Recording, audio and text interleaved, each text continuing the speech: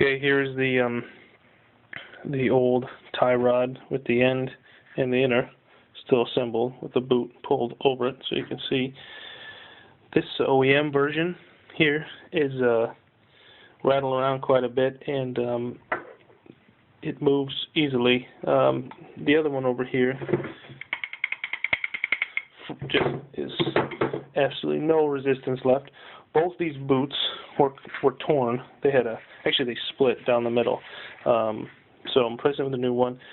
The new one will be, the tie rod end will be very hard to move. It won't be super easy to do on your own with your own hands unless you say use some leverage, like put it against the table. Same thing with the ball joint on the inner tie rod. That will be impossible almost to move unless you put it in a vise and get some leverage on it that way. Then you can move it. So all I did was take a measurement between the center point of this tie rod end right here and the end of the threaded end of the inner tie rod, and compare that with this so I know where to put that jam nut, where to stop it. I'm also putting a new boot on. This is the part number boot. Tip I found was to spray the inside of that boot just on the small end to help this get on, because here on this threaded end it wants to it's not easy to get on, so you have to spin it by hand, and the easiest way, if you get some silicone lubricant, it'll go on much quicker. So the other one I did on the passenger side, I forgot to put the boot on until I had everything assembled and put the inner tie rod up with the outer tie rod. So I had to take this off, this jam nut off, put the boot on. So just remember, if you're doing the boot too, like I am doing the whole thing, take the boot and put it on first, and then come back and do your inner tie rod. This inner tie rod end nut has a nylock versus the factory had a castle nut and a cotter pin. So this doesn't have a grease fitting. Some of them do. This is the cheaper version, but the Moog and the other ones have Zerk fittings. So go with whatever fits your wallet, I guess, and do your measure up. Make sure it's the same length, and obviously you're going to have to get it aligned when you're all done. But this will hopefully keep it close enough so by the time you get to the alignment shop, it won't be driving all over the place. Okay, this is some tips and tricks for the tie rod ends and the inner tie rods. Here's the new tie rod put in with a lock nut instead of a castle nut. I use the new nut. Some people say don't, and use the old one for it's bigger. Put some Loctite on it, and then the new boots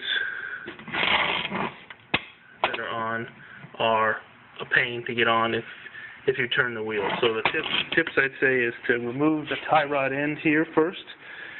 If you don't have that fork tool to get this out, which I didn't, just whack on the steering knuckle 3 or 4 times with the BFH, and this thing will fall right down. This guy was pretty stuck in there. You can see the ball joint, everything's gone, or the bushing is gone, and the new bushing here. But hit this a couple times, 3 or 4 times, it should come right out. The other thing that if you're changing this boot here, this took me, I don't know, 2 hours or something to change this boot, which it should have, obviously, because it seems pretty straightforward. But what I did was, on the other side, I turned the wheel so that this wheel was facing out here, which extended that whole tie rod and made it come out. Well, when I try to put the boot on, I could connect it here, no problem, get it over this. There's a lip, just like there is here. This little lip, that's fine. But getting it all the way back here and connecting to the base of the steering column, I couldn't.